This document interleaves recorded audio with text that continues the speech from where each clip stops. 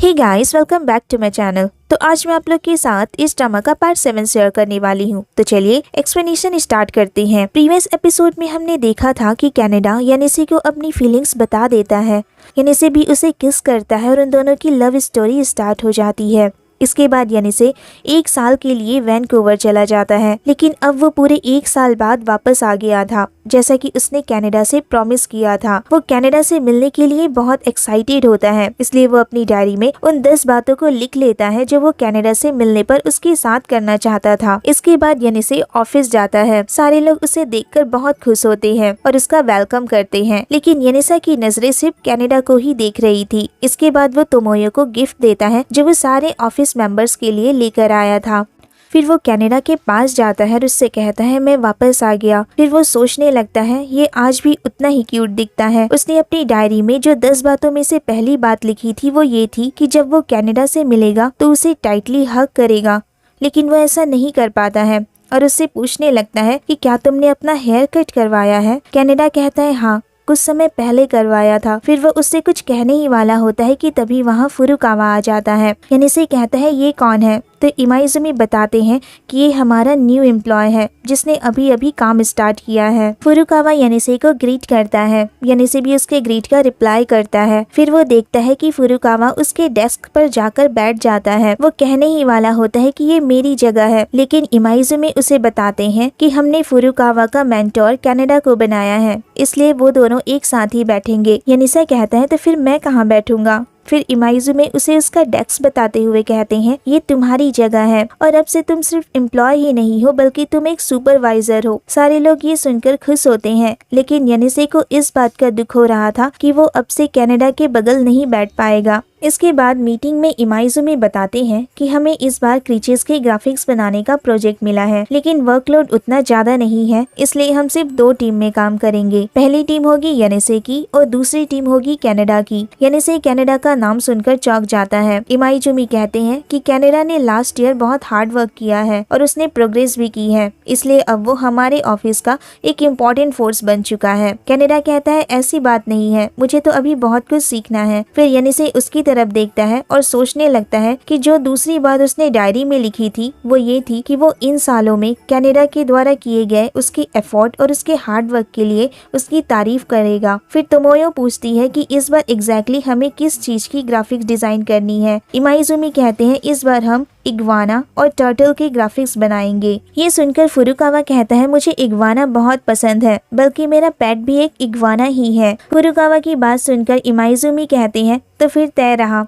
Canada और फुरुकावा iguana की graphic design करेंगे और यानिसी की टीम टर्टल की ग्राफिक डिजाइन करेगी। फुरुकावा कहता है हम अपना बेस्ट देंगे। इमाइजुमी कहते हैं रेप्टिल स्किन बनाना उतना इजी नहीं है, इसके लिए वो यानिसी को उनकी हेल्प करने को कहता है। यानिसी इसके लिए हाँ कर देता है और कनाडा से कहता है कोई भी प्रॉब्लम हो तो तुम मुझे बताना। जो तीसरी बात यानिसी ने अपनी नोटबुक में लिखी थी वो ये थी कि वो कनाडा का और भी ज्यादा ध्यान रखना चाहता था। मीटिंग के बाद सभी अपना काम कर रहे होते हैं, तभी फुरुकावा कनाडा से पूछता है सीनियर इस मटेरियल को कहाँ यूज करना है, मुझे समझ नहीं आ रहा, क्या आप मेरी इसमें हेल्प करेंगे। दूसरी तरफ यानिसी को उन दोनों को एक साथ देखकर थोड़ी जलन हो रही होती है। तभी कनाडा फुरुकावा को वही मूव सिखाता है जो यानिसी ने उसे सिखाया था। ये देखकर यानिसा उसे मन में मना करता है और कहता है कनाडा तुम ये क्या कर रहे हो, ये तो हमारा सीक्रेट मूव था ना। फिर वो सोचने लगता है ये मैं क्या कर रहा हूँ, इस तरह तो मैं बिल्कुल भी काम में कंसंट्रेट नहीं कर पाऊंगा। कुछ टाइम के लिए मुझे कनाडा को भूलना होगा और काम पे फोकस करना होगा। फिर वो अपने काम में लग जाता है। इसके बाद कनाडा उसकी तरफ देखता है।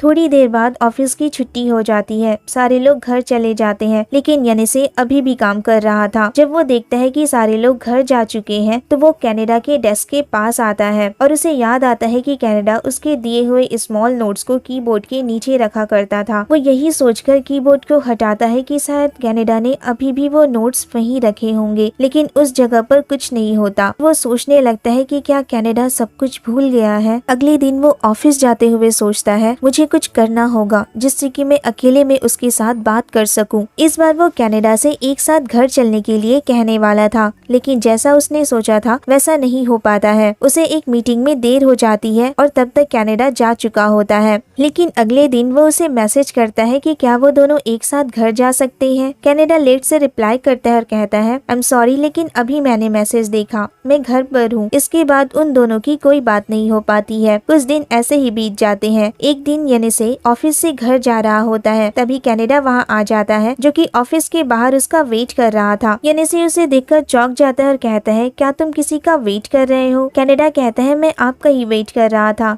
यनेसे सोचने लगता है शायद काम से ही रिलेटेड कोई बात होगी, और जैसा कि उसने एक्सपेक्ट किया था। यनेसे कहता है अगर तुम्हें सीजी से रिलेटेड कोई बात करनी है तो हमें ऑफिस के अंदर चलना चाहिए। कनाडा मना कर देता है और कहता है हम चलते चलते बात करेंगे। यनेसे कहता है ठीक है, लेकिन पूरे रास्ते कनाडा चुप ही रहता है और वो एक शब्द भी नहीं कहता। फिर यनेसे सोचने लगता है क्या कोई सीरियस प्रॉब्लम होगी, शायद कुछ ऐसा ही लगता है। आई विश कि मैं उसकी इसमें हेल्प कर पाऊँ, लेकिन ये कौन सी जगह है, यहाँ तो मैं पहले कभी नहीं आया। यनेसे कनाडा को फॉलो कर रहा था, इसीलिए उसने ध्यान ही नहीं दिया कि वो कहाँ जा रहा है। वो बस उसे फॉलो करता जा रहा था। फिर कनाडा अचानक रुक जाता है और कहता है हम पहुँच गए। यनेसा कहता है पहुँच गए, लेकिन कहाँ। कनाडा कहता है हम मेरे घर पहुँच गए। यनेसे चौंक जाता है और कहता है यनेसे कहता है क्या तुम्हारा घर। कनाडा फिर उसे घर के अंदर इनवाइट करता है। यनेसे घर के अंदर आता है तो वो देखता है कि वहाँ एक वुड से बना स्मॉल टेम्पल रखा हुआ था जो कि कनाडा ने उसी के लिए बनाया था। यनेसे उस टेम्पल को देखकर कहता है कनाडा तुम्हें सच में टेम्पल बहुत पसंद है। तभी वो देखता है कि वहाँ शुगर और मिल्क रखी हुई थी। वो सोचने लगता है ये शुगर और मिल्क यहाँ क्यों रखे हुए हैं। अचानक कनाडा वहाँ आ जाता है और उससे कहता है इसे मत देखिए, आप वहाँ जाकर बैठिए, मैं आपके लिए चाय बनाकर लेकर आता हूँ। यनेसे फिर सोचने लगता है कि मुझे बेड पर बैठना चाहिए या फिर चेयर पर। अगर मैं बेड पर बैठता हूँ तो ये अच्छा मैनर नहीं माना जाता है, क्योंकि किसी के बेड पर इस तरह से अचानक बैठ जाना अच्छा नहीं होता है। फिर वो कहता है क्या मुझे चेयर पर बैठना चाहिए, लेकिन चेयर पर तो एक शर्ट रखी हुई थी। वो सोचने लगता है क्या मुझे एंकर पर टांग देना चाहिए, लेकिन ये भी अच्छा मैनर नहीं माना जाता है, क्योंकि किसी के घर के सामान को इस तरह से छूना नहीं चाहिए। फिर उसकी नजर वॉल पर टंगे कैलेंडर पर जाती है, जिस कैलेंडर पर कनाडा ने उसके आने का वेट करके डेट पर मार्क किया हुआ था। वो उस कैलेंडर को देख ही रहा होता है कि तभी कनाडा उसकी तरफ चिल्लाते हुए आता है और कहता है उसे मत देखिए, और उस कैलेंडर को निकालकर कबर्ड में छुपा देता है। बेचारा यनेसे घबरा जाता है और सोचने लगता है कि क्या मैंने कुछ गलत कर दिया। कनाडा कहता है क्या आप इस तरह से चीजों को छूना और इधर उधर देखना बंद करेंगे। यनेसे कहता है मैं इस बात का ध्यान रखूंगा, और वो चाय जो वो बनाकर लाया था वो फ्लोर पर गिर गई थी। कनाडा उसे साफ करने लगता है। यनेसे भी उसकी हेल्प करता है। कनाडा जब कांच के टुकड़े उठा रहा था तो एक कांच का टुकड़ा उसके फिंगर पर जा लगता है, जिसकी वजह से ब्लड आने लगता है। यनेसे कहता है कि मुझे दिखाओ, लेकिन कनाडा मना कर देता है। फिर यनेसे उसका हाथ पकड़ता है और उसकी फिंगर को शक करने लगता है। इसके बाद उसके फिंगर पर बैंडेज लगाता है और उससे सॉरी कहता है। उसके बाद उसे याद आता है कि उसने जो नोटबुक में 5वीं बात लिखी थी वो तो यही थी ना कि वो कनाडा के घर जाएगा। वो सोचने लगता है कि आखिर कनाडा को ये बात कैसे पता चली। फिर वो दोनों एक दूसरे का नाम लेते हैं और करीब आने लगते हैं कि तभी कनाडा के मोबाइल पर कॉल आता है। वो कॉल फुरुकावा का था। यनेसे कहता है इस लड़के को अभी कॉल करना था। फुरुकावा कनाडा से कहता है सीनियर अभी आप कहाँ हैं। कनाडा कहता है मैं अपने घर पर हूँ। तो फुरुकावा कहता है क्या आप मेरे घर आकर मेरे पेट इग्वाना को देख सकते हैं। अगर आप उसे देखेंगे तो हम उसका ग्राफिक्स और भी अच्छे से डिजाइन कर पाएंगे। कनाडा कहता है मैं अभी नहीं आ सकता। तो फुरुकावा कहता है सीनियर अगर आप नहीं आएंगे तो मैं आपके घर आ जाता हूँ, वैसे भी मुझे आपके घर का एड्रेस पता है।